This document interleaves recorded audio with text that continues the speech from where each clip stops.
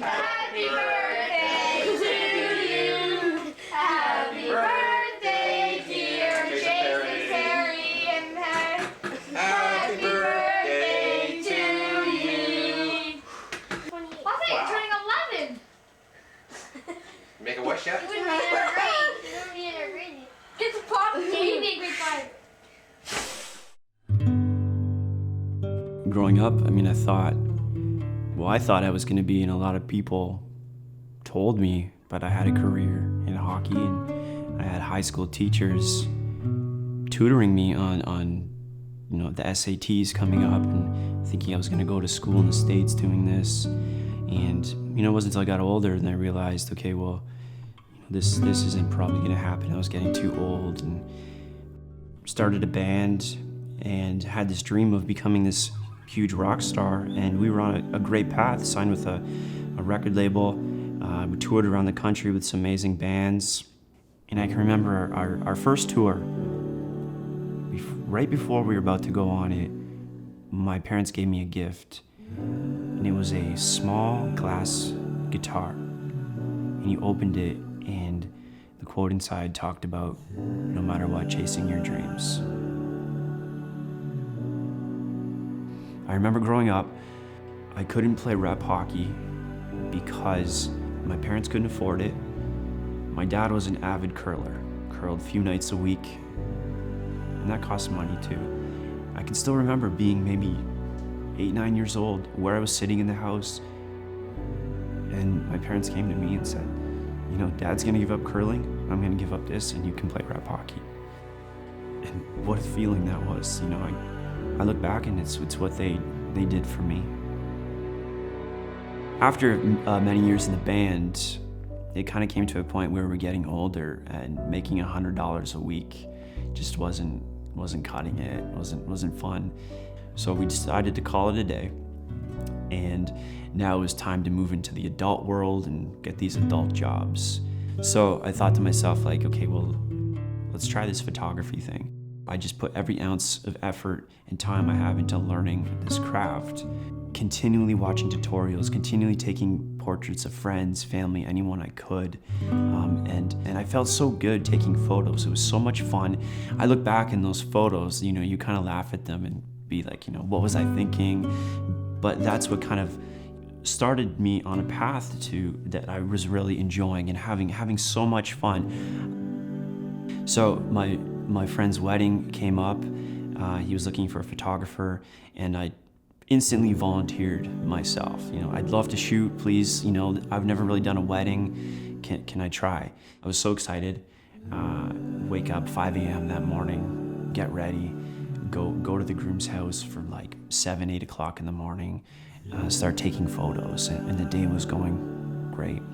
And then throughout the night, with friends, you're dancing, you're taking photos, you have a beer here or there, and then the night continues, the dancing stops, and you go home. And I remember just driving home thinking, what an amazing experience that was. That people were coming up to me and saying, can you take my picture? Thinking that I'm a professional photographer.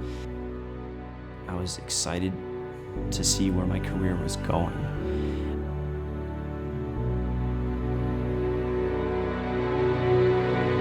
On my way home, and about 5 minutes from my house, I start nodding off at the wheel, and I thought to myself, okay, well, I only had 2 or 3 beers throughout the night.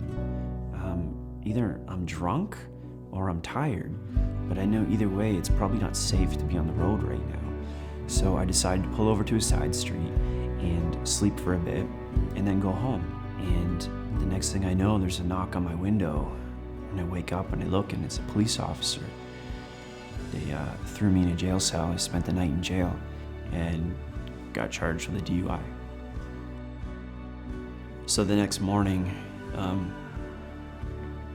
you wake up, and then you just feel did that just happen? Is this all real? And you have to figure out now what to do. And I had to return the camera gear that I rented, and I can remember just bawling my eyes out to my dad, and just thinking of what a failure I was. And I failed at hockey, I failed at the band thing, and now I failed at photography. And I can just remember him consoling me and just supporting me. And I never once sensed that they were embarrassed that I was their son. Gave me rides everywhere, told me it was gonna be okay, we'd get through it. My dad came to all the court dates. Without my parents around, there's no way I would have been able to get through it. After the DUI, I ended up meeting some people that do a lot of work in Haiti, and I asked if I could go, and I ended up in Haiti a few months later doing some mission work and building schools, and I brought my camera with me. They asked if I would take some photos, and it's funny, we went to an area called Happiness Alley, which is one of the poorest areas in the country, and this little girl wouldn't leave my side, and I didn't know why. She was grabbing onto my legs, and I thought nothing of it, and I just looked down and snapped a photo of her, and at that second she was looking up at me. And it wasn't until I got home a week later when I started to work on the images, I came across this photo again, and something about it just hit me. And once I put the image out there, it kind of took off. A lot of people picked it up. It was featured in art shows, and that is the image, and that is the little girl that changed my life. You know, I went down there to help people as best as I could, and it turned out that they helped me more than they'll ever even know. She means the world to me. She's the one that allows me to do what I do today. And it was almost, instantly after that photo came out that more work started coming in, and a lot of paid work too, which was what I was striving for. And I really truly believe that it was because of her.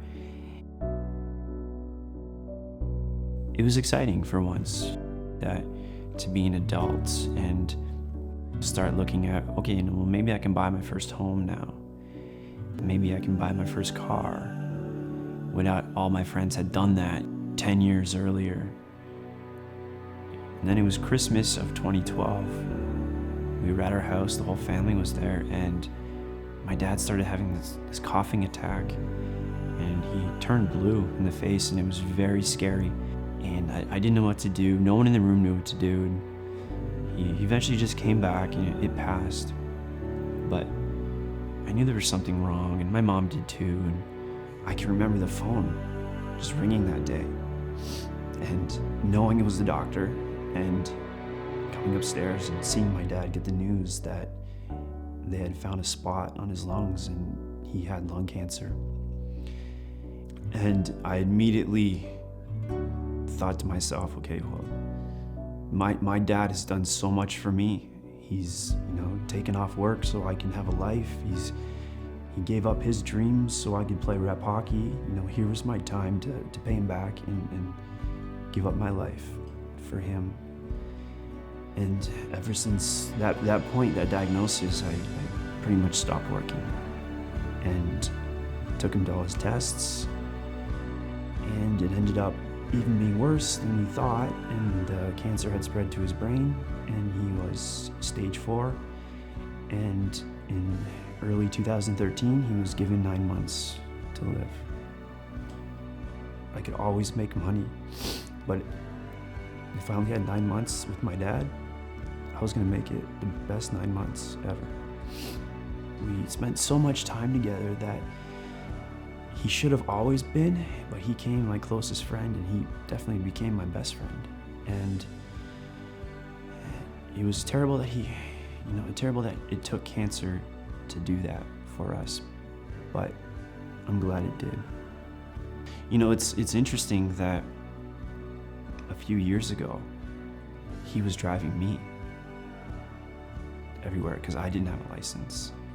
And now it's my turn to pay him back and say, thank you for doing that. I will take you no matter what you need. And I remember driving up to the hospital that one day and asking him if he was scared. And it was the first time he said he was. And this is my dad, who is, my protector. and he's not supposed to get scared. He's the guy who will beat up the bully for me, but I saw him scared. That was tough. There was nothing I could do. I think that's what hurt me the most. So it came along, and at the year mark, he was still alive. We threw a big party for him. You know, it was the party that science said wouldn't exist. Eventually, the cancer in his brain spread. And the doctors kind of said to us, okay, you know, this is serious, this is it. It got so bad that, you know, he went to the hospital, and then he had to go into a hospice. And Monday to Friday, I was there. My mom would come at night, she'd take over on weekends. And 2.5 years later, after that 9-month diagnosis, he ended up passing away. It was tough, and it still is tough. And I look back, and you know, I look at people my age, and you know, they're married, live in a house that they own, they have great jobs. Now here's me now, trying to rebuild a photography career that I gave up for 2.5 years. And I should feel upset and scared.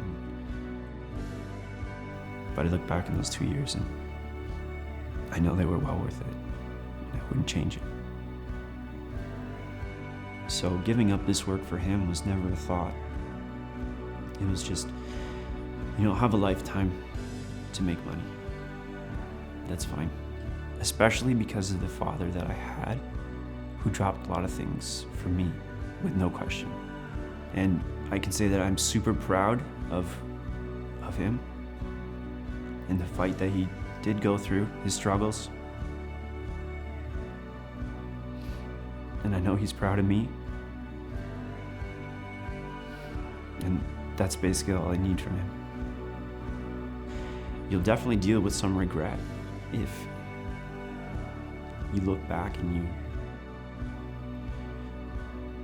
you chose your career over family, chose your career over friends. It's just not worth it. I've always been a firm believer that you should take care of the ones who take care of you. Giving up 2.5 years of my life is so minuscule compared to what my dad did for me growing up. I would not have half of the things that I did if it wasn't for the sacrifices that he made. Giving up my career to make sure that he was comfortable, he was in a better place, and most of all, that he had a friend to go through all of this with, was something that I knew I needed to do, I wanted to do, and I would do again if I had to.